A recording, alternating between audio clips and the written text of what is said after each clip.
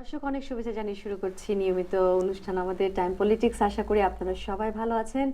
আজকে আমাদের সাথে দুজন বিশেষ অতিথি উপস্থিত আছেন। একজন হচ্ছে প্রফেসর ডক্টর জাহাঙ্গীর কবির এবং উনি সাথে সাথে একজন কমিউনিটি অ্যাক্টিভিস্ট। সাথে আরও আছেন জনাব Kabir Ahmed Chowdhury, general secretary Bangladesh American democratic council এবং প্রেসিডেন্ট মসজিদ আল আমান। দর্শক আজকে আমাদের আলোচিত বিষয় হচ্ছে আমেরিকান প্রেসিডেন্সিয়াল ডিবেট এবং ইসলামোফোবিয়া। তার সাথে আমরা আনুষঙ্গিক আরও যে প্রেসিডেন্সিয়াল ইলেকশনে যে সমস্ত বিষয়বস্তু আছে সেগুলো নিয়ে আলোচনা করব। আমরা চলে যাচ্ছি আমাদের আলোচনায়। আপনাদের দুজনকে আমাদের স্টুডিওতে আসার জন্য অনেক ধন্যবাদ। আমি শুরু করতে যাচ্ছি জনাব কবির আহমেদ আপনাকে দিয়ে, যে আজকে ক্যান্সাসে যে ঘটনাটি ঘটলো, আজকে সকালে আমরা পত্রপত্রিকায় দেখলাম যে একটি মসজিদকে ইলেকশন ঘটে যাওয়ার পরের দিন প্ল্যান করা হচ্ছিল একটা মসজিদে ব্লাস্টিং করবে, বম ব্লাস্ট করবে, এবং যারা এটা প্ল্যান করছিল তারা আমেরিকান সিটিজেন্স। তো এইটা আপনি কিভাবে দেখছেন যে ইসলামের প্রতি যে একটি অন্যরকম ধারণা আমেরিকানদের হয়েছে, সেটা কি ট্রাম্প ক্যাম্পেইনের ইম্প্যাক্টের পরে কি এরকম, নাকি আরও এর সাথে আরও অনেক বিষয়বস্তু আছে বলে আপনি মনে করেন? এটা হইতে পারে, ইটস এ ব্রড সিচুয়েশন। আমার মনে হয় ট্রাম্প রেটরিক কন্ট্রিবিউট করতেছে অনেক বেশি, বিকজ এখন তো এগুলোই ঘটতেছে on a day to day basis. আমার মনে হয় এরা ন্যাচারালি জেনোফোবিক আর ক্যাম্পেইন ট্রায়ালের রেটরিক থেকেই তারা উৎসাহিত হয়ে এই দুর্ঘটনা আনফর্চুনেটলি ঘটাতে চাইছে, but they have failed and caught and they're under investigation. That's what's fortunate. Professor Jahangir Kabir, আপনার কি মন্তব্য? উনি দুটো বিষয় বলেছেন, যে ট্রাম্প রেটরিকটা আসলে ইম্প্যাক্ট করছে, ইসলামোফোবিয়াতে কন্ট্রিবিউট করতে, এবং একটা জেনোফোবিক অ্যাটিটিউড কাজ করে। এটাকে আপনি কিভাবে বিশ্লেষণ করবেন? I think my brother Kabir Chaudhary is right on point. I would also like to add that since 9/11, the religion of Islam and the people who practice religion of Islam called Muslims, they are under siege in America since 9/11. Our situation is getting worse and worse every year. There is tremendous amount of hate crime are being committed, not only against the Muslims, our religious institutions, our sisters, our brothers, only because the way they look or their belief. So 9/11 is a point that really put Islam and Islamophobia on the picture in America. Then if we fast forward, we remember Park 51, the masjid that was supposed to be built on Lower Manhattan. That was another peak point in Islamophobia in America. There was so many hate crime was committed.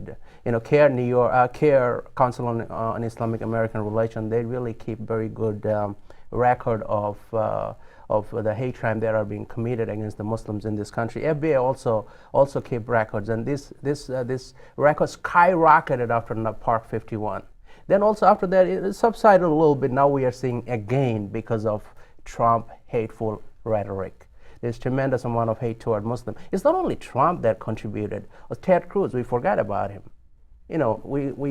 We forgot about him. We forgot about Bobby Jindal. Who also spoke extensively against Muslims. But আপনি যেটা বললেন যে 9/11-কে উল্লেখ করলেন এবং এটার পরে plot 51, মুসলিম বিশ্বে এখন যেটা ঘটছে, যে সিরিয়াতে যেটা হচ্ছে, একটা আইসিসের যে একটি ইমেজ তৈরি হয়ে যাচ্ছে, কিছুটা মানে সব কিছুর সাথে একটা রিলেশন আছে। বাইরে যা ঘটছে আমেরিকার মধ্যে সেরকম একটা চিন্তা ভাবনা তৈরি হচ্ছে, আবার আমেরিকার মধ্যে 9/11-এর পরের থেকে একটা continuity of what ISIS is doing outside, and it is posing a threat to the American society. এই বিষয়ে আপনার মন্তব্য কি? আগে আমি একটু শুনবো জনাব কবির আহমেদের কাছ থেকে। I think it's a political influenced agendas everybody is pushing. যারা আইসিসের নামে ইসলামকে লুট করতেছে, অ্যাবিউজ করতেছে, তারাও তাদের ব্যক্তিগত এজেন্ডা অ্যাচিভ করার জন্য করতেছে, and American politics is also utilizing them for their foreign policies and whatever have you. So আমার মনে হয় it's a broader issue, but we get to deal with this locally or nationally only when something happens. Now we are up against the election. This happens every 4 years in this democratic country, and I think that's what's making the headline, and everybody's trying to capitalize on their own basis and trying to gain from it. And it's unfortunate that Muslims and Islam is been victim of professor that. Jahangir Kabir, আপনার বিশ্লেষণ কি হবে? আমি যদি 9/11 এর পরে আইসিসকে একটি ধারাবাহিকতা হিসেবে Sure. দেখতে বলি আপনাকে। I think, Jessica, that's a great question. There's two reasons that's really fuels Islamophobia in this country. One that's originates from this land in America, and then one that arises from outside.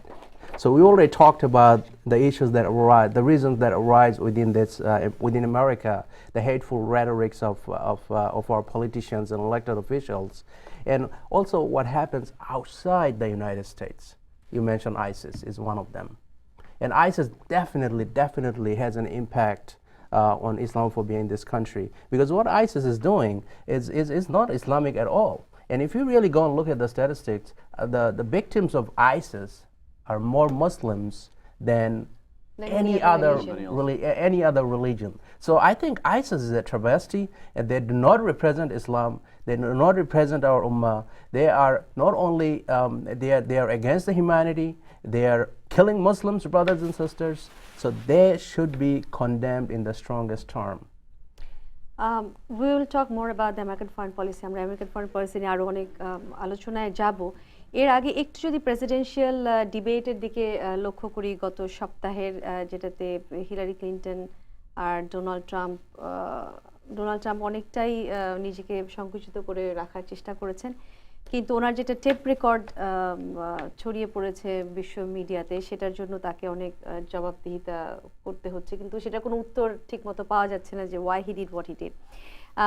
সেটার ইম্প্যাক্টটা আপনারা কি মনে করেন presidential ইলেকশনে হবে, number 1। এবং number 2 হচ্ছে, আজকে আবার সকালবেলা অনেক পত্রপত্রিকায় চলে আসছে যে হিলারি ক্লিনটন নেক্সট ডিবেটে যাওয়ার আগে ট্রাম্প বলছে যে তাকে একটা ড্রাগ টেস্ট নিতে হবে। তো এই ধরনের উদ্ভট কথাবার্তাগুলো ট্রাম্পের কি প্রভাব ফেলবে, এবং অলরেডি ফেলা শুরু করছে, কারণ রিপাবলিকান শীর্ষ নেতারা তার থেকে সরে আসছে অনেকেই। জনাব কবির আহমেদ, আপনি আমি 2 নম্বর প্রশ্নটা প্রথমে নেব। I think it's just another statement from Donald Trump. This guy is I think abusing the freedom of speech and the advantage we have in this country of feeling, say what we feel like saying. I mean, it's one of those things. I think before the debate, he's making that statement, so if he loses, that's an insurance for him. And those things doesn't make any difference anymore in American people who are realistic, But then the unfortunate part is, it's not Trump alone. Trump is probably going away, whether with a win or a loss.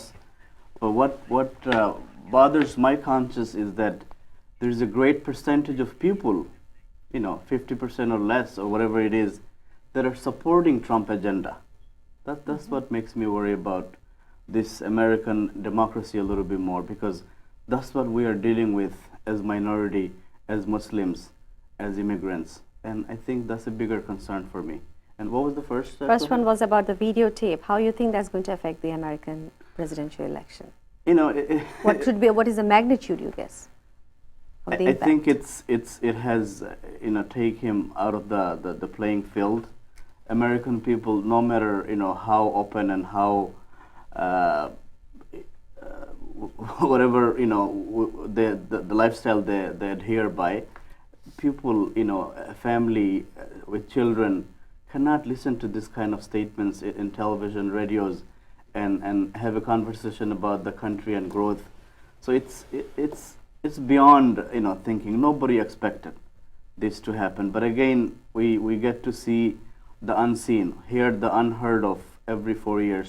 But this is the most dramatic incident, if you will, that's taking place this time around, and Donald Trump is a big factor in the contributing to that that dramatic craziness, if you like. Professor Jahangir Kabir, আপনি কিছু যদি এটার সাথে add করতে চান ওনার জনাব কবিরের মন্তব্য। Where do I start? Where do I start? I mean, the tape situation is very It's unprecedented in a presidential election, in unprecedented, that never happened in the history of American election. What's happening is a travesty. This is not what American democracy is. This is troublesome tremendously. And talk about the impact of this tape. I think Trump is already understanding that he's very much losing the game. You know, the most recent national poll suggests that Trump is trailing Hillary Clinton by 7 points. The most recent poll. And according to 538.com, Trump has right now only about 14% chance of winning this presidential election. And while Hillary Clinton has an 85% chance. So let me just say a little bit about the impact of this tape and how this electoral map has changed for Donald Trump and for Hillary Clinton. At the end of the day, in this country, the election, who becomes the president, are decided mostly in 4 states. Florida, we know about 2,000 hanging chads, and everything was decided in Florida. Florida, Ohio, and then 2 other states, Pennsylvania. These are the 3 big states. Florida, Pennsylvania, and Ohio decides the presidential election in this country. No Republican has won the White House since 1960 without winning Ohio. And right now, in Ohio, according to 538.com, the chances for Hillary to win is 63%, and Donald Trump only has 36%. And if you look at Florida right now, Hillary Clinton's chance of winning Florida is 73%, and Donald Trump is 26%. And if we look at Pennsylvania, well, it's even worse for Donald Trump. He has about 12% chance of winning Pennsylvania. So these are 3 states at the end of the day is going to determine who goes to the White House. And right now, it doesn't really look good for Donald Trump. And this tape has a lot to do with this. And so that's one thing. The drug test, the idea of a drug test is ludicrous. Donald Trump is losing his mind. He's totally losing his mind. He is disrespecting the institution of U.S. presidency. We do not need this, and he needs to stop it. That's how I feel. Oh, well, a little bit more focus on what you said, that the American, if we focus back on the American foreign policy, that what happens within the country has an impact on what happens outside the United States. And you have been here, and you have seen all other previous presidential elections. This is definitely a historical presidential election. So from the point of view of Hillary Clinton and her all email, classified email, and it's going out, being hacked or going out in the other medium. Today, Julian Assange has talked about how she's going to deal with Korea in case China cannot have any impact on stopping the nuclear proliferation of Korea. We can also put that into a conspiracy theory of how Assange has always been against Hillary Clinton. How do you see this affecting the presidential election and Hillary as a candidate? I think Hillary's vulnerability is the security, and the way she's exposed, and she has faced the hearings with the Congressional Committee for hours, and how she handled it, I thought was fine. But again, you are running for the greatest nation, highest position, the U.S. presidency. American people and us as an American citizen, we expect much greater care on how you handle national security and your personal emails and stuff. So what she did, I think she will never recover from it. But because she's dealing with Trump, she's been shadowed a little bit maybe, but it keeps on popping up. And if it was not Trump and she was dealing with another normal candidate. So you want to say conventional, Trump is not, quote unquote, not normal. He's not from the norm of political arena. So if she was dealing with somebody from the base, from the political establishments, then I think the discussions, the debates, the arguments would have been different against her. But it's very hard to, I I disagree, and I don't like how she handled it. But dealing with her opposition and knowing the alternatives, it's a no-brainer for us to just not support Hillary. We don't have another choice. How do you see that? Classified emails of Hillary and all her foreign policy. Today, especially, Julian Assange mentioned how she's going to check and balance the nuclear proliferation of North Korea.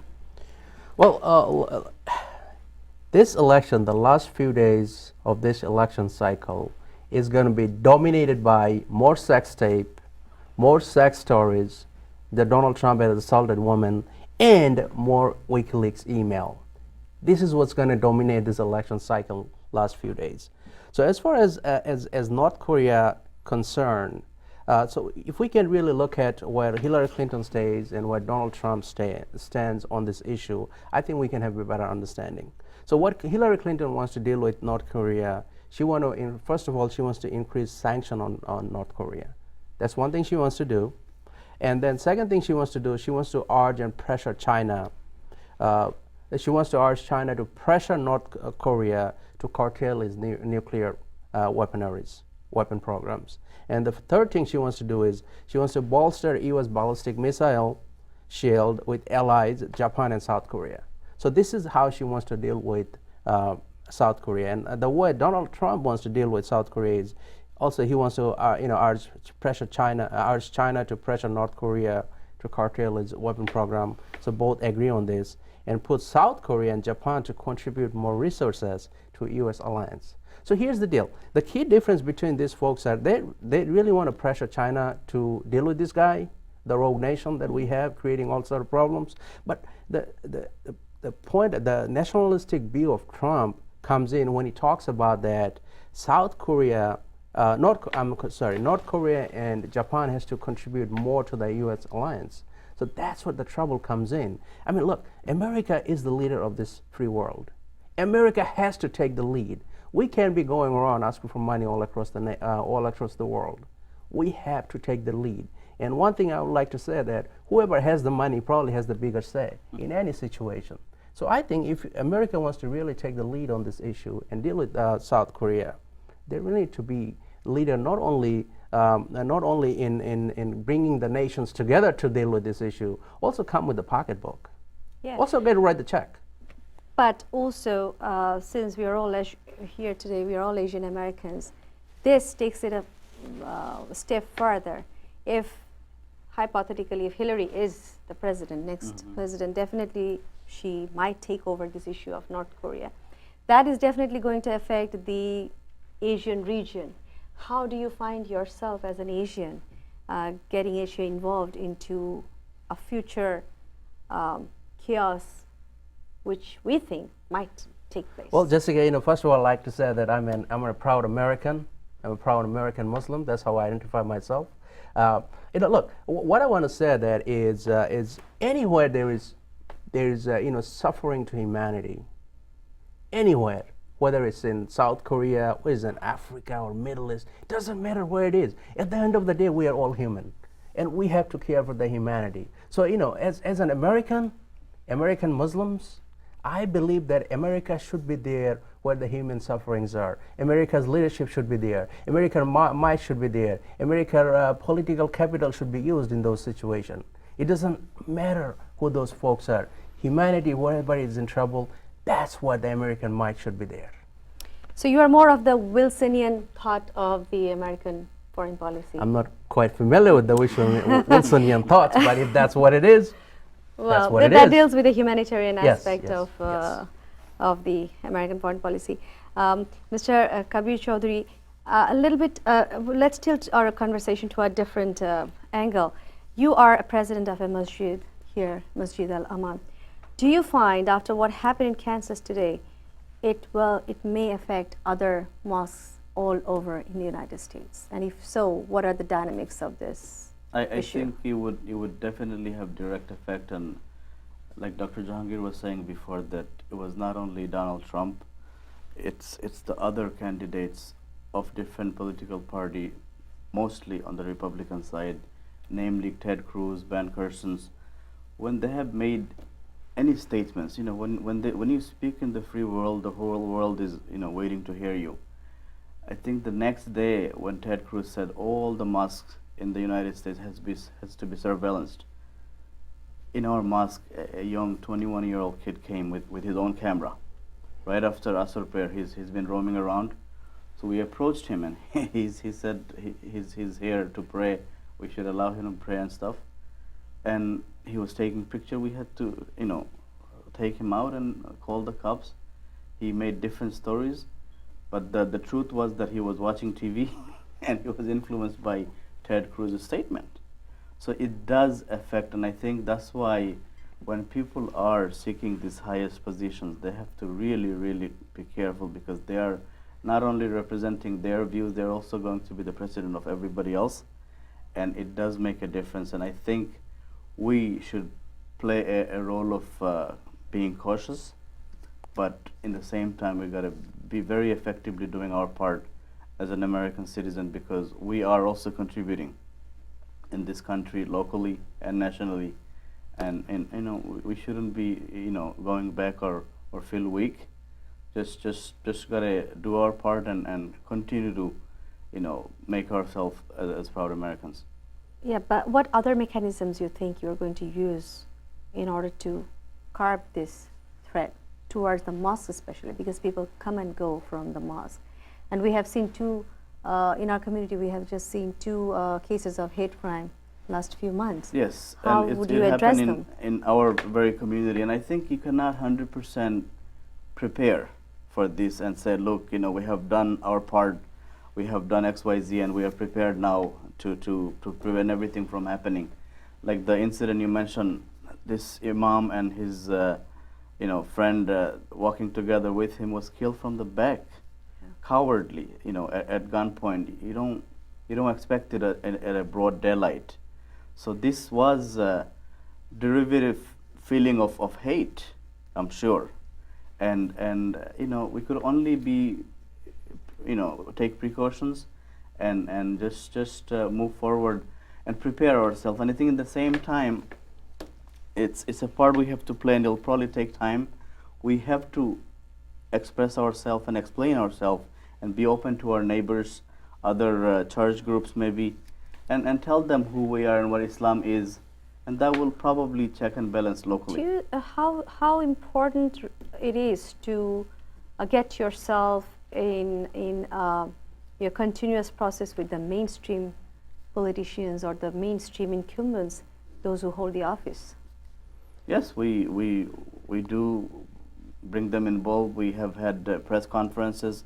We have gone to their offices and demand that they keep their eyes open. We have gone to the prison. We have communicated with the mayor office, to and NYPD, obviously the prisons that we live around and surrounded by.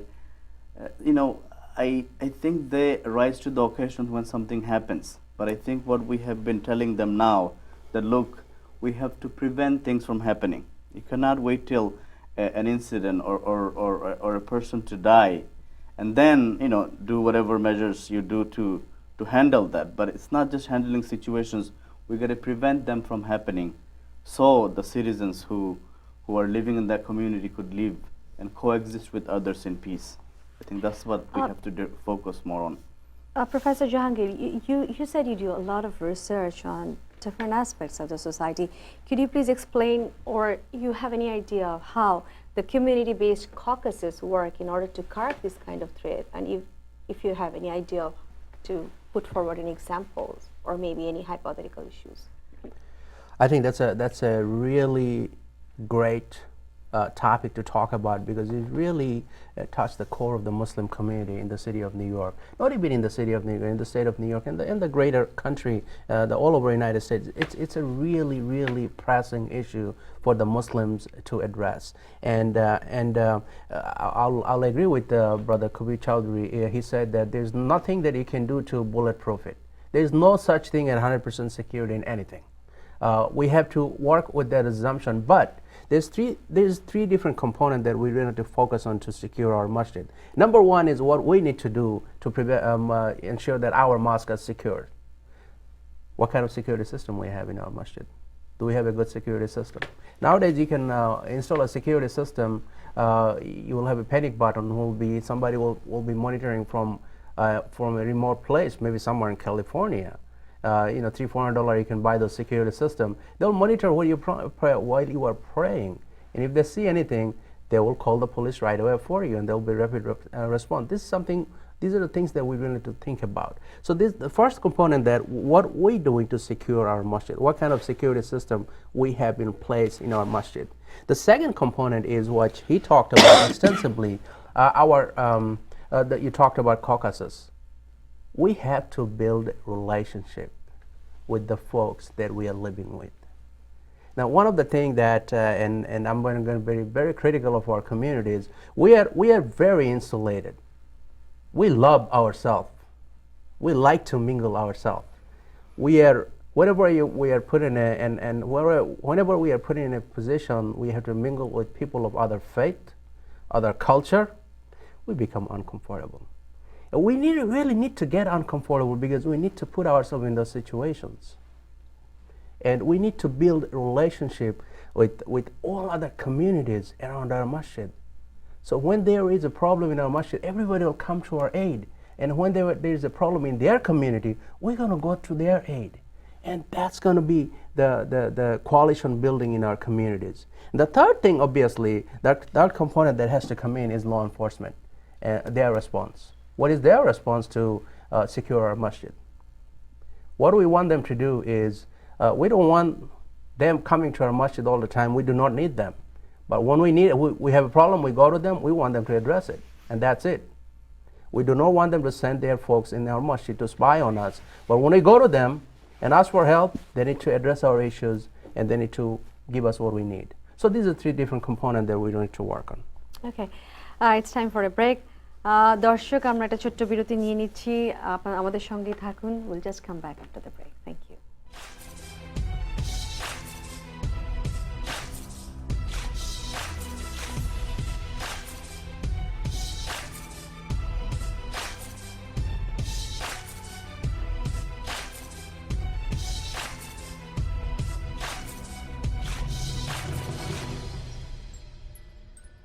Thinking of buying a home or refinancing your mortgage? Now is the perfect time to do it with interest rates at record low. Since 1996, Omni Mortgage and their team of professionals have been helping many like you and others in their mortgage needs. Call their mortgage experts today at 718-441-7000 or 516-441-7000. আপনি কি new ইয়র্কে medical career করতে চান? তাহলে আজই new York state education কর্তৃক licence প্রাপ্ত বিশ্বস্ত প্রতিষ্ঠান নিউ ইয়র্ক মেডিকেল ট্রেনিং সেন্টারে চলে আসুন। এখানে যেসব বিষয়ে প্রশিক্ষণ দেওয়া হয়ে থাকে: nurse assistant, EKG technician, patient care technician, pharmacy technician, medical billing, medical office administration, CPR, dialysis technician. এখানে মেধাবী ছাত্রছাত্রীদের আর্থিকভাবে সাহায্য করা হয়ে থাকে। আমরা সপ্তাহে 7 দিনই খোলা। ভর্তির জন্য আজই যোগাযোগ করুন।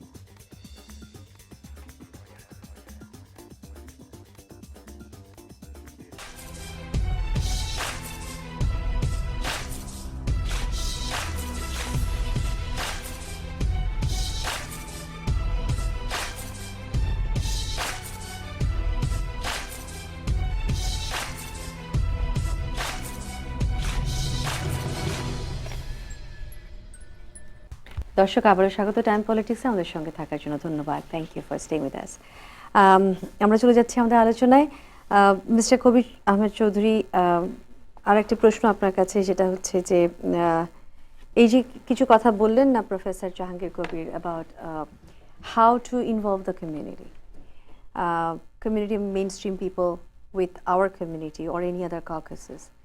Being a president of a masjid, have you talked to, অথবা আপনি কারো অন্যান্য সব মসজিদের প্রেসিডেন্ট কিংবা ইমামদের সাথে কি আপনারা আলোচনা করেছেন যে আপনাদের স্ট্র্যাটেজিগুলো কি হতে পারে? কারণ এই মুহূর্তে আমরা একটা থ্রেটের মুখোমুখি আছি, যেটা হয়তো আরও এক্সেলারেট করতে পারে প্রেসিডেন্সিয়াল ইলেকশনের পরে। উই নেভার নো, কারণ ক্যান্সাসের কাহিনীটা আসলে আমাদেরকে অনেক কিছু মনে ভাবতে শুরু করিয়ে দিয়েছে। তো স্ট্র্যাটেজিগুলো কি আপনারা নিয়েছেন, আর যদি না নিয়ে থাকেন তাহলে কি ধরনের স্ট্র্যাটেজি নেওয়ার জন্য আপনারা চিন্তা করছেন? আমি মনে করি, যেহেতু আমরা এই দেশে মানে লং টার্ম থাকার জন্য এসেছি, আমাদের চিলড্রেনদেরকে এডুকেট করার জন্য এসেছি। Some of us are trying to seek financial security. আমাদের জন্য ভাইটাল প্রথমে আমাদের সারাউন্ডিং পিপলদেরকে from all different cultures and faith, তাদেরকে বোঝানো উচিত যে আমরাও তোমাদের মতো normal human being, because somehow alien, যে alien registration, green card, Right. Alien আইডেন্টিফিকেশনটা just like alien, it just fell from the sky or something. আমার মনে হয় এটা আমরা প্রথমে ইভেন্ট করতে হবে যে আমরা just as normal, as caring, as emotional human being. তারপরে আমরা আমাদের ইসলাম কি, আমাদের কালচার কি, আমাদের কোর ভ্যালু মেনটেন করে তাদেরকে অ্যাপ্রোপ্রিয়েটলি বোঝাইতে হবে। এন্ড আমি দেখছি ওভার এক্সপিরিয়েন্স, আমরা যদি আমাদেরটা প্রপারলি আমরা ইন্ট্রোডিউস করি, দে লাভ ইট। কিন্তু জাহাঙ্গীর ভাই যেভাবে বললেন যে উই হেসিটেট, আমরা ক্লোজ মাইন্ডেড, আমরা আমাদেরকে সীমিত রাখতে চাই আমাদের মধ্যে, দ্যাটস অলসো আই থিঙ্ক আমি ভ্যালুয়েবল মনে করি। বাট টু অ্যান এক্সটেন্ট, যখন আমরা কোএক্সিস্ট করতে হবে, আমরা অ্যাডভান্স হইতে হবে আমাদের সোশ্যাল পলিটিক্যাল এনভায়রনমেন্টে, তখন আমরা কিন্তু এই ক্লোজ মাইন্ডেড নিজেদেরকে ব্লক করে রাখলে আমরা অ্যাডভান্স হইতে পারবো না। সো আমাদের it's a long process, a lot of work need to be done. আর আমার মনে হয় due to some of the incidents, maybe political issues, it's a little bit of hope, little bit of light in the end of the tunnel. একটু hope দেখা যাচ্ছে। আমি যে লিডারশিপরা যে কমিউনিটিতে কাজ করতেছেন এই ইস্যুগুলো অ্যাডভান্সমেন্ট করতে, আমি ওনাদেরকে উৎসাহিত করব, কংগ্রেচুলেশন জানাবো, কারণ এই কাজগুলো আমাদের কিন্তু করার দরকার। ইয়েস, আমাদের লোকাল পলিটিক্স মাইন্ডসেট যেটা নিয়ে আসছি দেশ থেকে, এটা হয়তো আমাদের ডিএনএতে থাকবে, but we gotta bypass it, keep it in the shadow, but come forward with আমাদের real need যেটা। তো আমি মনে করি আমরা যেভাবে বলছিলাম আমি আগে, আমাদের লোকাল অথরিটির সাথে, প্রেসিডেন্টের সাথে, লোকাল কমিউনিটির সাথে, ফেথ বেস কমিউনিটি অর্গানাইজেশনের সাথে ওপেন ওটা বসার মধ্যে প্র্যাকটিক্যালি আমাদেরকে বোঝাইতে হবে তাদেরকে যে look, we want to work with you, we want to be part of the society, let's work together, and I think it will be a win-win situation in the end. কারণ হেরাও কিন্তু feel করে যে আমরা close minded, আমাদেরকে আসলে foreign ওই alien স্ট্যাটাসে স্টেরিওটিপিক্যাল বক্সে রাখতে চায়। We have to overcome this. The sooner the better, and it has to start today. আমরা যদি এই দেশের ইতিহাসে দেখি, যখন ইটালিয়ানরা আসছিল ওদেরকেও কিন্তু এরকম করে এক সময় বেশ যেটা বলে বাংলা ভাষায় বেশ গালাগালি করা হতো, এরপর আইরিশদেরকে করা হতো। সামহাউ ইটালিয়ান আইরিশরা বিকজ অফ দেয়ার কালার অথবা তাদের এক ধর্ম হওয়ার কারণে জিনিসটাকে উতরে উঠতে পারছে। আমাদের বেলায় এসে সেই জিনিসটা একরকম না, যেহেতু মুসলমানদের colour is different, at the same time তাদের ধর্মটাও ডিফারেন্ট। কিন্তু জনাব কবির আহমেদ চৌধুরী যেটা বললেন যে হ্যাঁ আমাদের এই জিনিসটাকে অ্যাড্রেস করা উচিত। You have discussed a lot of strategies, but can you just discuss it more, that how we really can address and come out of this issue as quickly as we can, because এখানে এখন আমাদের next জেনারেশনগুলো বড় হচ্ছে এবং কিছুটা মনে হয় এই জেনারেশনগুলোকে, নেক্সট জেনারেশনগুলোকে মেইন স্ট্রিম পলিটিক্স কিংবা মেইন স্ট্রিম অফিসের সাথে যুক্ত করা প্রয়োজন। Both you are a community activist, আপনিও একজন বাংলাদেশি আমেরিকান ডেমোক্রেটিক কাউন্সিলের লিডার। কিভাবে আপনারা মনে করেন যে এক হচ্ছে কিভাবে মিনিমাইজ করব, সেকেন্ডলি কিভাবে নেক্সট জেনারেশনকে মেইন স্ট্রিম অফিসেস এবং পলিটিক্সের সাথে যুক্ত করা যায়? Well, thank you, Jessica. I think this is a great question. I think you are a great example of what our parents should be doing. You told me you are studying political science at Rutgers University. Well, that's a good start. One of the things that our parents think that they want to send their kids to medical school or make them engineers or pharmacists. Well, these are great professions. I have absolutely nothing against these professions. But we really we don't ask our kids and our children to be politicians. We do not send them enough to law schools, because most of the successful politicians, they're lawyers. So I think it's a mindset that we need to work on within our communities. Not only us, many immigrant community feels that way, that they need to go into professions like medicine or nowadays it's computer technology and so on and so forth. We don't have to change this mindset. There's tremendous value in going to politics. And one of the things that I'll tell you that None of this will change. Our situation will never change. This politician will come to our communities, will come to our masjid and community center to give us lip service when they need the vote. When the decisions are made on the table, unless we have a representation on the table, no one listens to us. How do you convey this message to the community? I mean, that is Unless- becoming a challenge for the leaders like you here. Yes, so there's few things we can do. First of all, we need to change our mindset. Our kids don't have to be only doctors, lawyers, and pharmacists. They also can go to politics. They can be an actor. They can be a singer, and so on and so forth. We need to do all those things. And there's three things that I'll mention that we can do right now to empower our communities.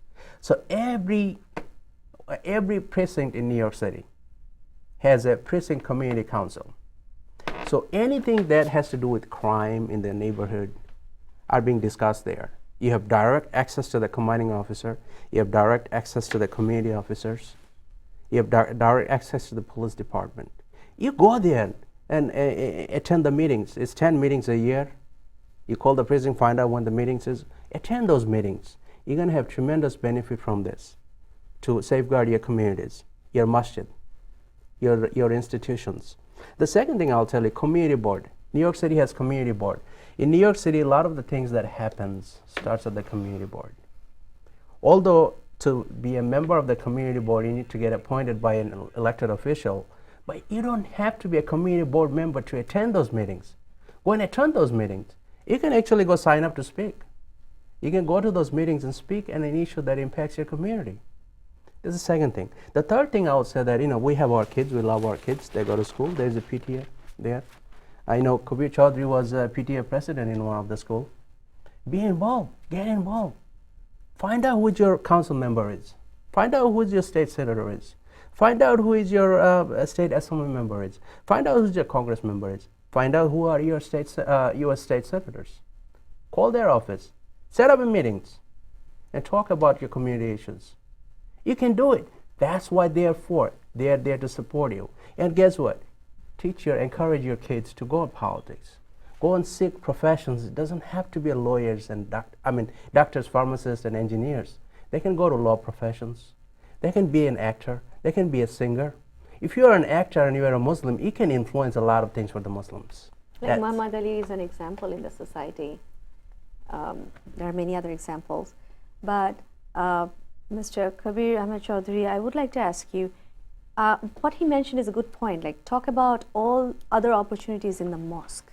Do you really take this seriously? Do you talk about the opportunities out there in the mosque? Or mosque is something what we understand is to do with religion only? Yeah, we gotta realize, yes, the mosque primary purpose is to come and pray, 5 times for men. But in this country and the community we live in, the mosque should serve as a center. And what I mean by the center is we should be more mosque-centric. So we come to the mosque, participate in our religious affairs, and yes, from there on, we should be aware and informed about what should be taking place. Like in our mosque, we have constantly been announcing about the 18th, court hearing date for Imam Makanji, and I think that's an easy place to inform everybody of what needs to take place. We are also having another event on the 18th Tuesday, public safety. Mayor's office is sponsoring it, and I think these are great event to participate, talk about our issues, and I think it's another great thing we got to do as a community is to report. Every time something happens, we shouldn't be afraid to call 911. We shouldn't be afraid to or hesitant to call 311. If we don't inform, data doesn't get created, and a lot of the thing works, even security measure based on the data and reporting. And I think Dr. Jahangir covered many things, prison community, PTA board, education council in the districts. I think parents should be more involved with their minor kids' education. Talk to their teachers, be familiar with what they're learning. You don't need to go to an ESL school to learn English. Yes, it happens simultaneously. Little kid is learning, so parents should do the same. And then I think the most important thing for us when we become American citizen, we should practice and religiously practice to vote. Politics is local. It starts with your councilman, assemblyman. It goes to the state, and then it goes to the federal level. I think the only way, I mean, us in our community, once we become an American citizen, we think we should petition for our family members. Yes, that's important, but simultaneously, I think we should be excited about our ability to exercise our opinion by voting, and that's the only way to say things should be this way or that way. And so, like, New York is a democratic state. A democratic candidate will most likely always be elected. But me, Kabir Ahmed Chowdhury or Jahangir Kabir voting goes on the data that Muslim from Bangladeshi background is voting.